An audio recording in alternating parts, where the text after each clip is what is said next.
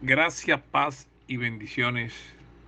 Quien les habla, Omar Aguilar, acompañado por mi esposa Emperatriz García de Aguilar, ambos pastores, terapeutas de familia, escritores y educadores, con una trayectoria de 43 años de experiencia en el ámbito matrimonial que nos coloca en el tiempo de compartir con ustedes este tema de consejería para pareja y familia.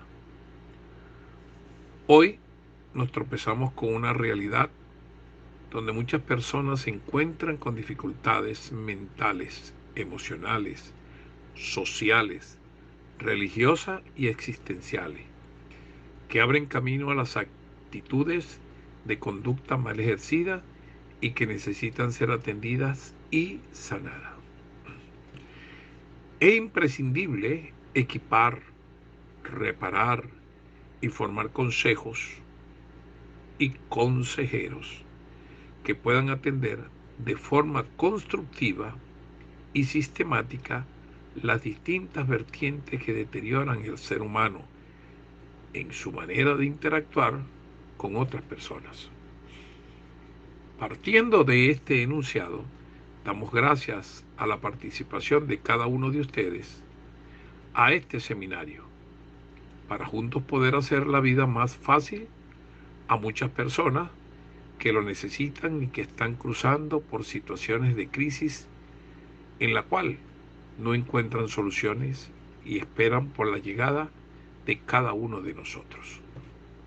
Por ello, nos disponemos a ofrecerles algunas funciones, modelos y métodos que nos ayudarán para comprender la compleja naturaleza humana y así poder contribuir y brindar alivio al dolor sufrido por nuestro semejante.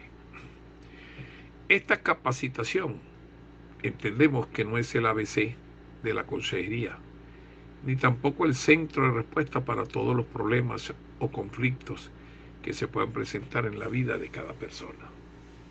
Pero sí podríamos adquirir instrumentos de abordajes para ayudar adecuadamente con situaciones adversas que afectan su crecimiento, su desarrollo intelectual, social, espiritual, cognitivo y, ¿por qué no?, el emocional también. En ello te entregamos métodos y técnicas que ayudarán al acercamiento, el desarrollo, la comprensión e identificación de situaciones existenciales del ser humano para mejorar los rendimientos y resultados de integración social y espiritual expresado en el contexto de vida y fundamentos de principios que nos presenta la Biblia. Recuerda que la consejería es una práctica de tiempos ancestrales que ha posicionado a muchos en un pedestal de éxitos de familia, espiritual, social y económico. Es decir, todos han tenido, una vez que han cruzado por este umbral de lo que es la consejería y poder recibir las ayudas de estos instrumentos, poder alcanzar éxitos en cualquiera de los ámbitos mencionados. Por ello es que es importante que entendamos, y nosotros los que estamos en este seminario, poder tomar algunas de estas herramientas que nos ayuden para posicionar a otros. De allí que la consejería profesional y familiar, donde incluimos a la pareja como núcleo del eje y centro familiar, se considera como una ciencia y un arte que integra conocimientos del campo de la tecnología, psicología, sociología, antropología, medicina, educación, teología y ética, con la intención de asistir al ser humano en su proceso de crecimiento y de despliegue integral. La integración de esta ciencia permite a los profesionales de la consejería usar un abordaje multidimensional a fin de atender las necesidades físicas, espirituales, emocionales, sociales de los consultantes. Los llamamos consultantes a partir de este momento a las personas que vienen buscando ayuda, y no lo llamamos pacientes porque es una palabra que impacta mucho y puede, en vez de ayudarlo, hacerlo sentir aún un poco más vulnerables a la situación que traen. Por eso le vamos a llamar consultante, tampoco lo vamos a llamar cliente a partir de este momento, porque la intención de la consejería no es lucro, sino ayuda asertiva hacia el prójimo. El consejo oportuno hacia una persona brinda instrumentos útiles de ayuda efectiva y provee de habilidades y entendimiento a las personas que deseen incursionar en este campo. Me refiero a cada uno de ustedes que tomó el interés de participar en este seminario para proporcionar y tomar instrumentos que le van a servir para ser utilizados posteriormente en ayuda hacia los demás. Por lo general, la mayor parte de las personas busca afianzarse en otro ser humano para mitigar y resolver sus situaciones de conflictos o escenarios incomprensibles que le acontecen en cualquier área y etapa de la vida. Bien dijo el Señor, Dios Padre nuestro, que no era bueno que el hombre estuviese solo, refiriéndose al hombre como la universidad o la universalidad de la humanidad. Ahora bien, esta iniciativa muestra el principio de abordaje en reconocer sus limitaciones en cuanto a las situaciones emergentes. Si situaciones que no se están esperando, pero que surgen en un momento dado y que comienzan a golpear o a nuestra vida comienza a minimizarla por una situación que surgió que no la estábamos esperando. Hay un escritor llamado Nistul que en el 2005 habla un poquitico de lo que es la consejería y quisiéramos tomar algunos ejemplos de ellos para así tener un poquitico de fundamento en cuanto a lo que estamos planteando. Él la visualiza como que es una profesión de ayuda cuyos principales objetivos son propiciar el bienestar de otros, donde se pueden generar cambios de conducta, desarrollar destrezas de comunicación y proveer la toma responsable de decisiones asertiva y de superación para el individuo y su entorno. El doctor Leo Guerrero tiene una perspectiva también con respecto a lo que es la consejería y nos las presenta como la especialidad de aplicar técnicas del modelo bíblico y terapéutico, es decir, que no pasamos por alto el área espiritual, para orientar el área espiritual y psicológicamente a toda persona que desee ser ayudada. Recordemos que el ser humano tiene varias constituciones dentro de su naturaleza. La parte espiritual es una, la parte cognitiva, que se refiere al pensamiento, a la forma del cerebro, cómo pensamos, cómo vemos, cómo usamos las cosas. Esa es la parte cognitiva que también tiene que ver en cuanto a lo que es la forma de pensar del ser humano. Y también eso lo llamamos en la parte psicológica porque ella actúa. Muchos consideran que la psicología no es de Dios. Habrán elementos que se utilizan con la psicología que nos chocan, vamos a decir, o no están de acuerdo con nuestros principios, de los principios de algunos de nosotros que tenemos experiencias y creencias espirituales.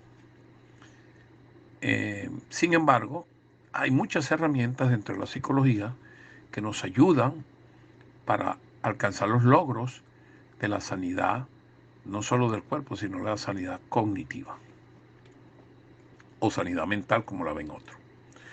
El doctor Montilla le enfoca hacia una consejería pastoral y exhibe como una práctica de ayuda integral que usa los recursos espirituales de una persona pareja o grupo en el proceso de crecimiento y sanidad mental, emocional, social y dentro de todo, dentro de una convivencia entre los seres humanos, para atender los desafíos emocionales, conductuales, cognitivos, interpersonales, espirituales que confrontan las personas en la vida, es decir, que enfrentan las personas en la vida, que surgen y van a surgir siempre en la vida del ser humano. Ahora, el aconsejar es un proceso de ayuda que acompaña al individuo, pareja o familia, que no solo está presente en personas especializadas, sino también en aquellas que de una u otra manera han salido airosas de una situación similar o una situación de experiencia y que ahora cuentan con esa misma experiencia y poseen ciertos instrumentos que pueden facilitarles a otros dentro de esa competencia con el fin de superar la crisis que presenta la persona que trae la situación en conflicto. Ahora bien, este abanico de ayuda puede presentarse en una variedad de circunstancias o escenarios, como por ejemplo en personas, parejas, familias de fe, como podemos decir la iglesia, como le identificamos hoy en día a la iglesia. Pero la iglesia es una familia de fe, así se considera o la consideramos algunos. Pero también en grupos de amistades, lugares de trabajo, de sociedades o de convivencia, como pudiésemos decir una sociedad de vecinos donde vivimos, con los cuales convivimos. El aconsejar se considera como un arte de ofrecer soluciones a las personas que por una u otra causa están siendo afectadas por una situación de peligro o amenaza dentro de su pensamiento cognitivo que busca desestabilizar el equilibrio de los individuos. Lo importante es que el que ayuda asuma las estrategias correctas y adecuadas para el caso que trata o el caso que está enfrentando. Además de ello, puede entender que el aconsejar no es dirigir una serie de órdenes para que se cumplan, es decir, no es desde la cognición o de la parte como lo está observando el que aconseja, que es lo vamos a llamar también el consultado, sino solo que es el proceso de conducir a cada persona a identificar sus capacidades y potencial, siempre recordando que las personas tienen la solución a sus propios problemas y conflictos dentro del potencial que está en ellos y que ya vienen equipados con una resiliencia que funciona como la capacidad de sobreponerse a cualquier situación, por muy difícil, oscura y escabrosa que parezca. En la Biblia encontramos un ejemplo eficiente. Yo creo que el que por todo ese pase de la Escritura lo hemos visto como el mayor de los ejemplos que puede producirse en cuanto a este caso de resiliencia. Como lo vemos,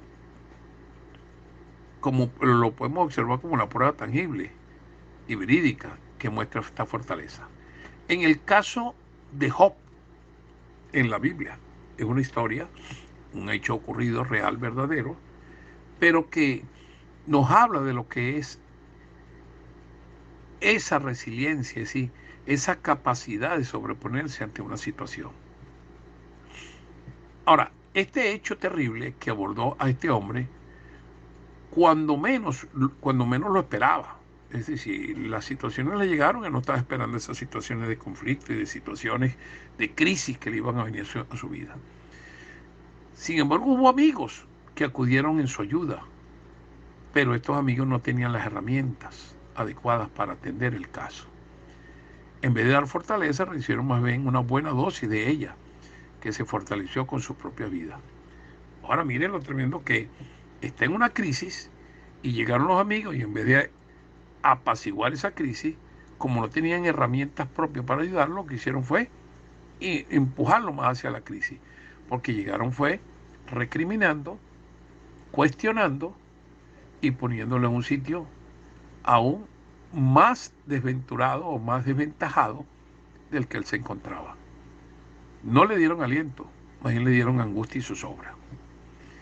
El aconsejar es poseer habilidades de ayuda asertiva para acudir en socorro de otros que no posean o que posean la fuerza para afrontar situaciones de salud emocional, mental, psicológica, social, espiritual y hasta de soledad por ausencia de un ser querido.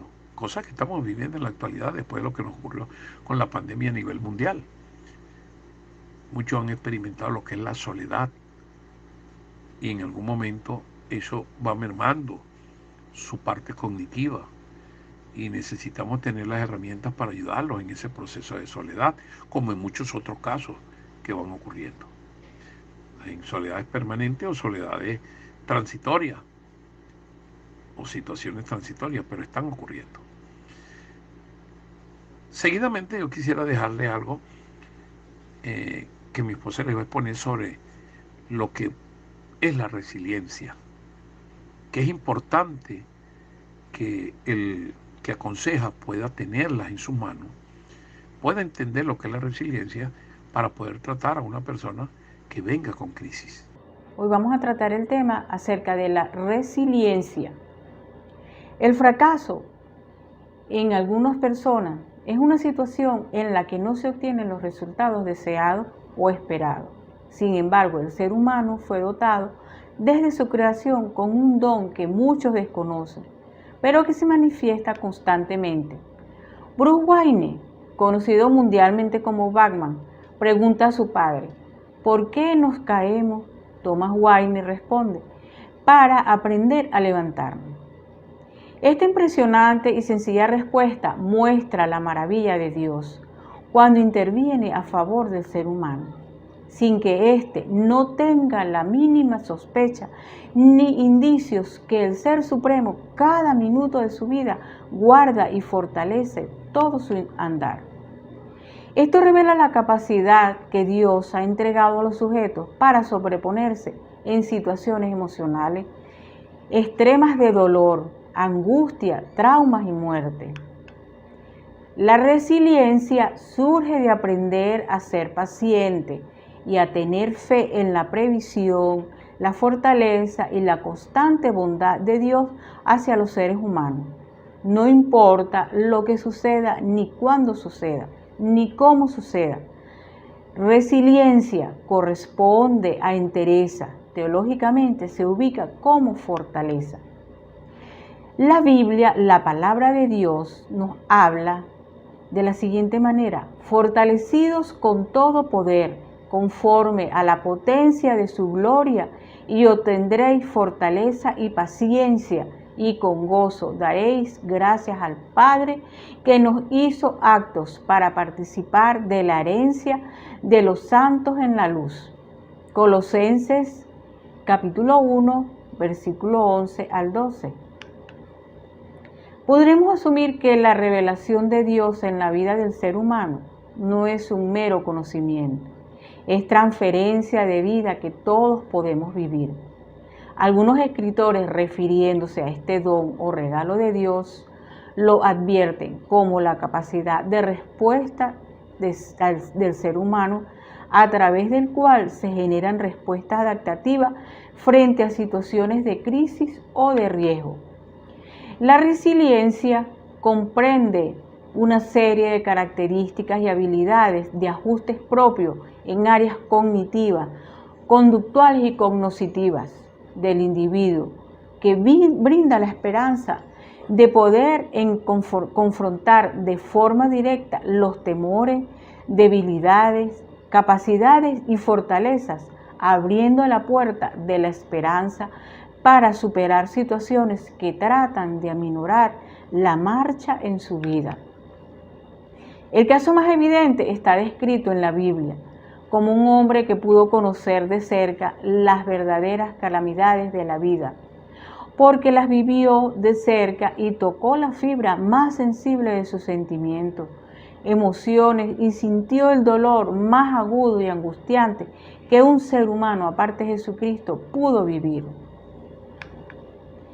Luego de haber estado en la cúspide con emociones de alegría, nadando en la prosperidad más fructífera, sin necesidades materiales, gozaba de salud mental y física. Su manera conductual se mostraba excelente para con Dios y con los hombres. El drama de este hombre llamado Job, perfecto y recto, temeroso de Dios y apartado del mal, sufre una serie de calamidades que lo dejan sin hijo, sin hacienda, sin riquezas, enfermo y reducido en una condición miserable de pobreza. Pero a pesar de toda su desgracia, él guarda esperanzas y fidelidad y logra reponer a la situación emergente de dolor, pérdida, luto y sufrimiento. Job capítulo 1 al 22. Quiero finalizar dándole esperanza a todos los que hoy pasan por situaciones difíciles y creen que no hay solución. Aunque suene retórico, Jesucristo dijo: yo soy el camino, la verdad y la vida. Ya hemos escuchado lo que es la resiliencia. Ahora bien, la historia nos presenta un escenario donde muchas personalidades se han relacionado con esta disciplina como es la consejería, esta ciencia, este arte. Vamos a conocer algunos ejemplos sobre ellos. Por ejemplo, los filósofos de la antigua Grecia en el año 427 y 347 a.C. expusieron y trabajaron como lo que era el consejo básico para ayudar a los demás. Los de la escuela británica también, como Locke en 1632 1704. Berkeley, filósofo inglés, en 1685 y 1753. Hume, filósofo sociólogo escocés, entre 1711 y 1776. Jane Mill, economista, politólogo y filósofo, también escocés, desde 1773 a 1836. Prosiguiendo con Frank Person en 1854 a 1908, que fue un filántropo educador en Estados Unidos, y en 1908 él abre en Boston uno de los primeros centros de counseling. Counseling es el nombre en inglés de lo que se refiere a consejero o consejera, como un centro de guía para jóvenes. Y Clifford Bell, en 1876 y 1943, psiquiatra, se fue por el área de la psiquiatría, que va un poco más allá. Él establece en 1909 programa de coneo de consejerías en algunos servicios psiquiátricos en Estados Unidos. Entonces nos preguntamos, o vendríase a nuestra memoria y entraría la incógnita: ¿la consejería está en la Biblia? Bueno, vamos a observar algunas cosas.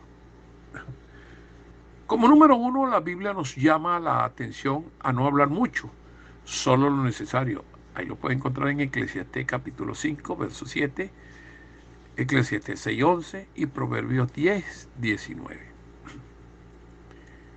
También nos dice que es imprescindible evitar palabras vanas y sin sentido ni fundamento. Proverbios 14, 3. Nos dice también que no debemos precipitarnos al decir no te precipites para proferir palabras. Job 6:3. Debemos hablar con rectitud y eficacia. Job 6:25. Debemos hablar con el corazón. Job 22:2. En el Antiguo Testamento los reyes tenían sus consejeros. Ellos eran orientados en asuntos del reino. Samuel 15:12, Segunda de Reyes 25:19 y Esdras, el libro de Esdras, en el capítulo 7, verso 15. También la Biblia nos habla del consejo dado por grupos de consejeros. Proverbios capítulo 11, verso 14, Proverbios 15:22 y Proverbios 24:6. Ahora bien, dentro de la iglesia se practicaba la consejería. Tenemos vestido de eso en Mateo 18:15 al 18, en el libro de los Hechos 3, del 1 al 3, en el libro de 1 Corintios, capítulo 6, verso 1 al 5, y en el libro de Romanos, capítulo 15, verso 14.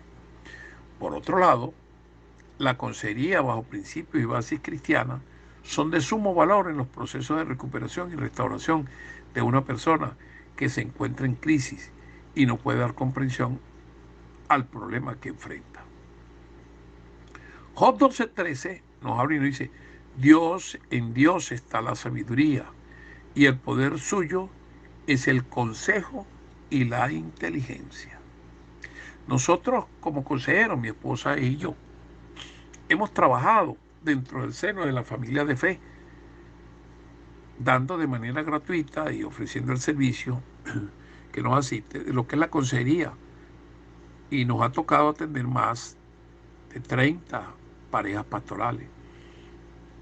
Sí, específicamente 42 parejas pastorales, entre pastores y parejas no pastorales, de las cuales tenemos ya 29 parejas que sabemos que han sido recuperadas y que han llegado en estados críticos aún de divorcio y separaciones ya definidos y en proceso, pero que al final de las terapias que hemos podido ofrecerles